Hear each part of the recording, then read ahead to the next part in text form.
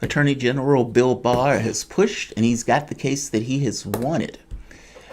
The Justice Department has opened up a lawsuit against Google, accusing it of illegal search, illegal monopolistic practices around search. Basically, they're saying that the search engine and the deals and arrangements that Google has made has basically created a monopoly in regards to their search engine. And that basically, how do you get around? There's nobody else that you can use in order to kind of do business, especially in the context of search. Now, they didn't go into advertising, meaning they didn't go into the other businesses that Google are involved in. They're being very specific in regards to this specific item. And maybe it's a trial balloon. Maybe it's a shot across the bow. The lawsuit is joined by 12 Republican AGs. So good to know on that. 11 state attorney generals joining the Department of Justice on the suit are all Republican. It's a far smaller group than the broad partisan coalition of AGs that have been probing Google for potential antitrust abuses. Now, keep in mind, this is something that Trump screams about, and it's something that the far left or the left screams about. I would imagine that the public will want fair business practices, but keep in mind, from Google's standpoint, they just made a better product. And in making a better product, nobody else can compete with their product. And because of the dominance of their product, people accrued to their product. And they, being good capitalists, made deals to capitalize on their product. That is basically what they did. That is literally capitalism in and of itself. But in this case, you have other people who can't compete with their product. So how do you deal with that? And how does a court deal with that? Is a court going to separate Google from Alphabet? How is Google, the company, going to deal with a lawsuit or with a, let's say, a verdict that may go against them with the notion that they're engaging in anti-competitive practices? Which is so bizarre to me, because it's I understand the antitrust violations associated with it, but everything in a company wants to monopolize. Everything in them wants to be able to accumulate more power under their roof and under their umbrella. This will always be a problem within the system itself.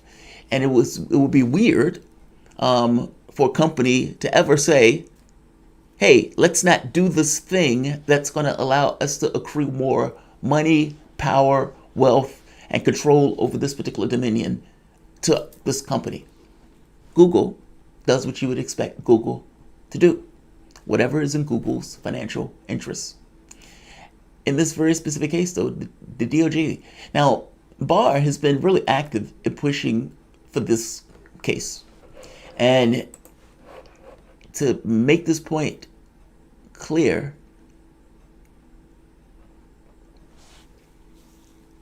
so right here, he pushed career Justice Department attorneys to bring the case by the end of September, prompting pushback from lawyers who wanted more time and complained of political influence.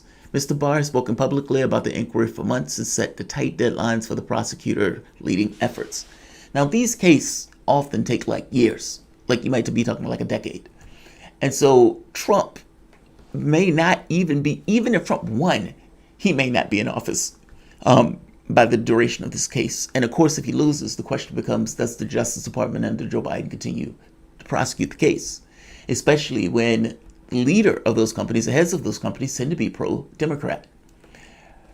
One of the billionaires backing Joe Biden, that's just one, Eric Schmidt, $15.3 billion, source of wealth, Google. And I would imagine there's a lot of that floating around in back money and super PACs and anything else to the DNC, to wherever else, going to help Joe Biden. It is a dime out of his pocket in comparison to his entire wealth. Again, though, what does Joe Biden do when he gets in office? Does he scuttle this? And I applaud this. The tech companies have gotten far too much power. And the question becomes, what does it look like in the end? Meaning, don't do something for the sake of doing it. Do it because it's the right thing to do and you have a result in mind. that is best outcome. Now, right now, it's unclear what best outcome is in this situation. But whatever it is, ideally, the thought would be it would be more competition. I'm saying this from the perspective of YouTube. There is nobody else that offers this ability to do a channel and get paid for the channel and that type of thing. You may have other sources of, like tokens or whatever else, but from the standpoint of revenue, where you can have a business, this is all there is. And that's terrifying. Google does what it does, and you're just stuck with the consequences of it. And same thing with the search engine. Google could take a tenor in the election. If I remember in 2016, if I remember this correctly, the results, if you put in like Hillary emails or those type of things, will give you these kind of weird search results that had nothing to do with the actual result that, let's say, like a DuckDuckGo or one of the other engines would give. And keep in mind, they make an argument in the article, the Google search engine, they've estimated it's like 90% share of the search. Meaning they've created a product, and based on the business relationships they've created because of how good their product, that 90% of search and advertisement and these things end up under Google's umbrella. So right here, Google has long denied accusations of antitrust violations. Where is it? So right here, a significant number of entities spanning major public corporations, small businesses, and entrepreneurs depend on Google for traffic, and no alternative search engine serves a substitute, the report said. The lawmakers also accused Apple, Amazon, Facebook of abusing their market power. The scrutiny reflects how Google has become a dominant player in the communications, commerce, and media over the last 2 decades. It controls 90% of the market for online search, according to one estimate. Think about that, 90% of the market share. Meaning, if you are blacklisted by Google, if you are thrown to the dustbins, meaning because Google doesn't necessarily take a favorable viewpoint of you, or maybe somebody else pays them more money, or maybe they create a relationship with Apple that cuts out somebody else, or whatever. You've created these dominant companies that basically control everything.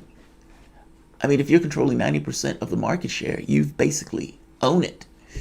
And yeah, you could see it happening over the course of years as Google got stronger and better at what they were doing. I mean, let's be honest. They had a juggernaut product in comparison to everything else. And because of their product being so good, they were able to get that level of business and that level of connections and that level of public support. So my question is, if you get what you want, what does it look like after? And is it in the best interest of the public? The scrutiny, let's see, here's the other part. This is 2 weeks after the Democratic lawmakers of the House Judiciary Committee released a sprawling report on the tech giant that accused Google of controlling a monopoly online search and the ads that come up when the users enter a query. Meaning, what I just read to you about a significant number of entities spanning major public corporations, that was the results of the House Judiciary Committee report. And again, that report is making the point that 90% of the market of online search, at least by one estimate, goes to Google. Now, they go further. Last year, Google brought in $34.3 billion in search revenue in the United States, according to the results of firm eMarket. That figure is expected to grow to $42.5 billion by 2022, the firm said. Now, there was something else.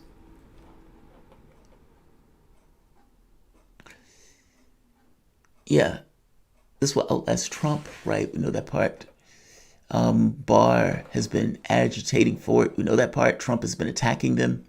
Also, there's something we said that it does come across as if tech giants tend to favor Democrats.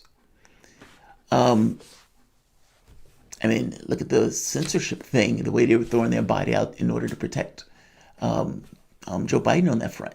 They would have never done that to protect Donald Trump. I'm just saying. But at the end of the day, they're going after Google.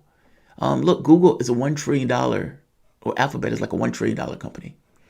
And so they definitely have the resources to fight the case. And they've been fighting that case in Europe also.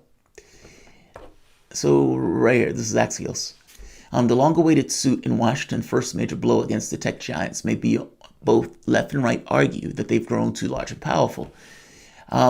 Google, the Justice Department in 11 states Tuesday filed an antitrust lawsuit against Google, accusing the company of anti-competitive practices to illegally monopolize the online search and search advertisement markets. Google use of its own properties and what the Department of Justice use are exclusionary contracts with other companies that have foreclosed competition for internet search, the agency with the lawsuit. This in turn has thwarted rival effectively competing with Google in search advertising, DOJ contends. Just think of it as, I have an awesome search. I go to Apple, I go to Facebook, I go to some of these other companies that say, hey, my awesome search can somehow help you with your maps. Or my awesome search can somehow help you with this or with that. And I'm going to make available everything that I have at my disposal for your searches on your devices. Well, they're going to take that deal because Google is a huge, reliable company. Google is going to try to make that deal because they want to make a huge amount of profit. Now, their point is, well, what about smaller companies that want to get involved? How do those smaller companies compete? And the catch is, they don't. They can't. And this doesn't even get into this whole notion of Amazon being a gatekeeper where you might put your product on Amazon, and Amazon might put out another product that looks exactly and does almost exactly what your product does. Within a week, it eats the business for your own product. Yeah, that hasn't even touched that part yet. This is just the beginning.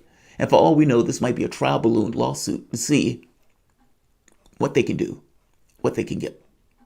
So I'm actually for this. Again, that depends upon the end result and what the outcome looks. Google has far too much power. All of these companies, especially when it gets to this notion of speech and whether or not they are platforms or whether they are publishers. And, that line I know gets a little dodgy at times, but pulling down the story from the New Yorker is firmly within the context of a publisher, not a platform. Not to mention, if I'm not mistaken, they put these guys in a jail of sorts. I'm making the point that the level of power and influence that Google has. And look, you can make the same argument about the number of media companies, meaning just these things have coalesced within the numbers. Well, same thing with Google. But I don't know what it looks like after. And that's my hedge on this. It's like, yes, the power of that company needs to be trimmed. But the catch becomes, what does it look like after it's trimmed? And does it hurt the ability for people to use the service? And if so, is there a way to do it where it doesn't necessarily decline the service or the ability for people to use the service? Like, those are the questions that need to come up and need to be answered. But all things being equal, the Department of Justice is flexing its muscles. Would this have happened under a Democratic administration? Unknown. But I will say like, share, and subscribe.